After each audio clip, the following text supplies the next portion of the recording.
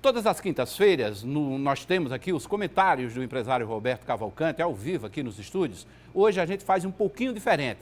É que quem está em João Pessoa é Dema Oliveira, consultor de expansão de empresas e um dos mais requisitados palestrantes do mundo corporativo. O Correio Debate não poderia perder essa oportunidade de conversar com o Dema ao vivo aqui nos estúdios. Boa tarde, Dema Oliveira, seja bem-vindo. Muito obrigado. Prazer enorme estar aqui. Hoje você faz uma palestra à noite, não é? Sim, hoje eu faço uma palestra para 300 empresários de um grupo chamado Soma Saúde, empresários relacionados na área da saúde, especificamente essa noite.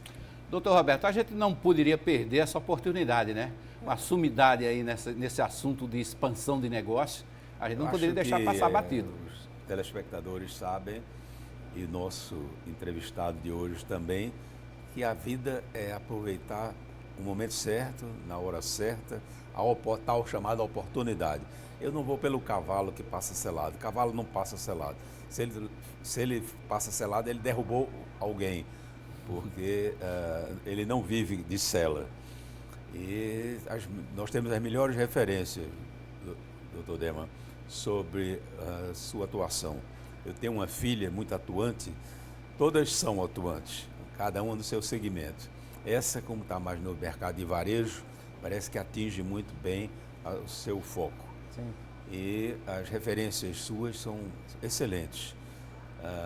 Por quê? Porque ela me transmitiu que a sua abordagem, é extremamente casual, sua palestra é uma palestra muito agradável e, fundamentalmente, o lado na qual as pessoas que lhe cercam são sempre pessoas que são de um grupo de excelência. Sim. Eu tenho que dizer que a minha filha é grupo de excelência. Total. Então, na verdade, eu acho que é uma conversa que nós vamos ter. Nós temos o programa normal, sou eu falando sobre algum assunto. A gente nem se prepara, é o assunto do dia. Se fosse hoje, ia falar sobre condomínio, a nova lei aí da Paraíba, que não permite isso, permite alguma coisa, nós iríamos explorar.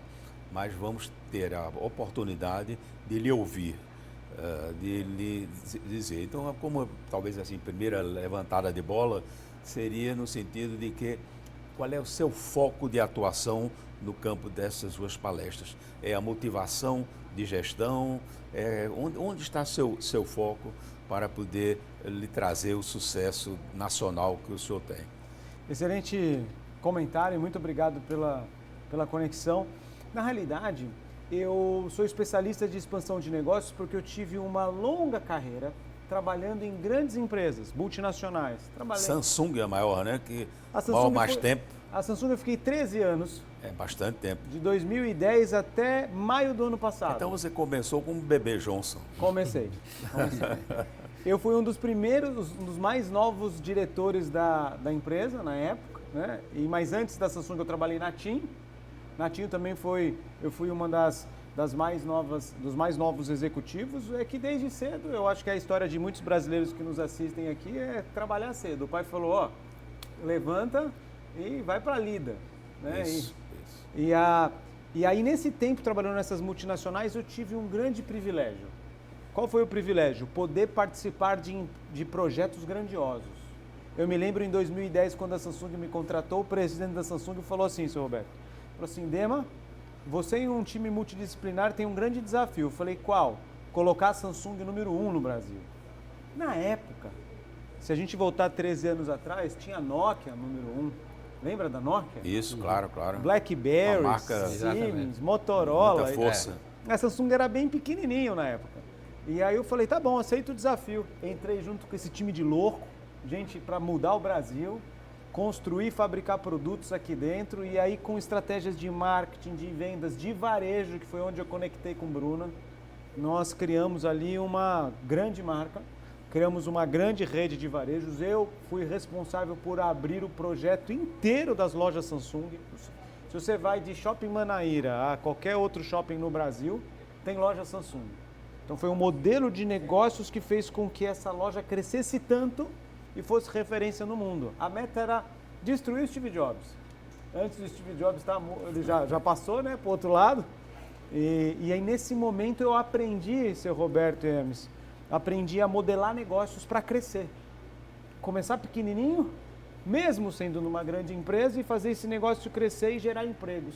Antes de sair, eu acredito que a área gerava em torno de 5 mil empregos diretos e indiretos, representando boa parte do faturamento da empresa. Eu não tenho acesso às informações, mas foi, posso dizer, bênção. O empreendedorismo feito bem feito gera bênção gera riquezas para todos, né?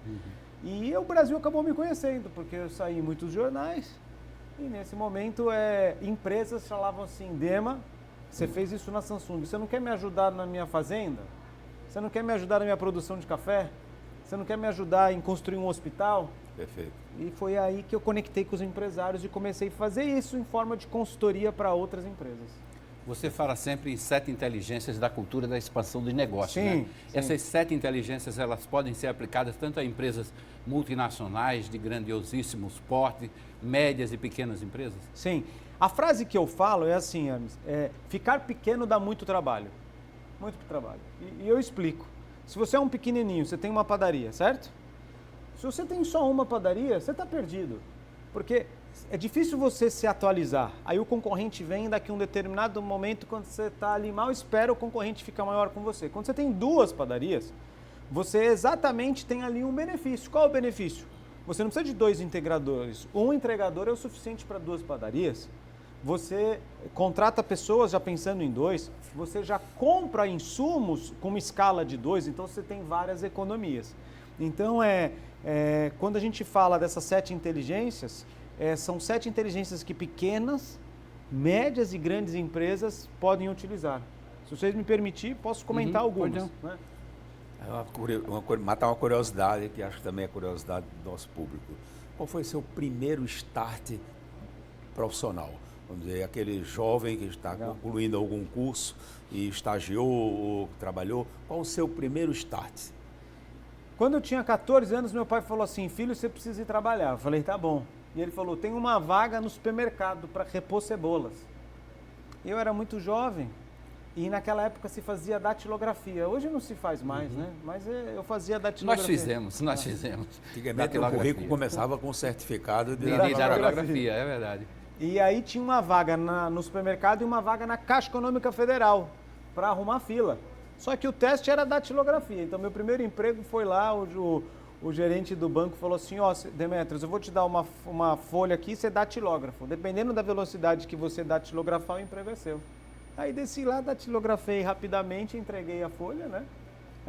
Acabei entrando ali no meu primeiro emprego, arrumador de fila da Caixa Econômica Federal. Valia conferir o texto, se estava certo ou errado, a sapiência, a esperteza do entrevistado fez com que ele batesse em tantos segundos, tantas teclas, ela saiu rápida e perfeita? Não, no começo, ali foi difícil, senhor Roberto. Eu lembro que, uma boa pergunta, isso é real. Quando o gerente me deu a folha para eu poder datilografar, eu coloquei assim do lado da máquina de datilografar, e aí eu tinha aprendido a datilografar numa máquina Olivetti antiga, que tinha um pauzinho que pulava a linha. Sim. Eu coloquei a folha, comecei a datilografar. Quando eu cheguei na última palavra da primeira linha, não tinha o pauzinho na minha máquina. Falei: cadê o pauzinho? Para voltar. Para voltar. Aí o que eu fiz? Como bom brasileiro, eu peguei o papel manualmente e tentei arrumar assim, ó. É óbvio que a segunda linha sai toda torta e demorada. Eu falei: perdi o emprego. E aí estava passando uma estagiária chamada Karen. Não sei se a Karen lembra de mim, mas a Karen, eu falei: Karen, me dá uma força. Cadê o pauzinho dessa máquina? Aí ela falou: essa é uma Olivetti automática. Para pular linha é um botão chamado Enter. Aí ela falou assim para mim: sai daí, deixa aqui eu datilógrafo para você. A gente precisa muito dessa vaga. Aí naquela hora não tinha nada disso de politicamente incorreto. Falei: posso sentar. E se eu tinha 230 toques por minuto, ela tinha 500. Passei e entreguei para o seu Roberto, que era o gerente. Ele falou assim: ó, olha, tá contratado, recorde da agência, você começa amanhã. Então foi assim. Oportunidade. É lógico, não dizer, uma pessoa que tem a competência de se fazer a partir dos 14 anos, era quando fez esse teste, sem dúvida ele já tinha alguns pulos do gato preparados. A gente vai fazer a primeira pausa no Correio Debate e volta conversando aqui sobre expansão de negócios com um dos maiores especialistas do país, Dema Oliveira. O Correio Debate volta bem rapidinho.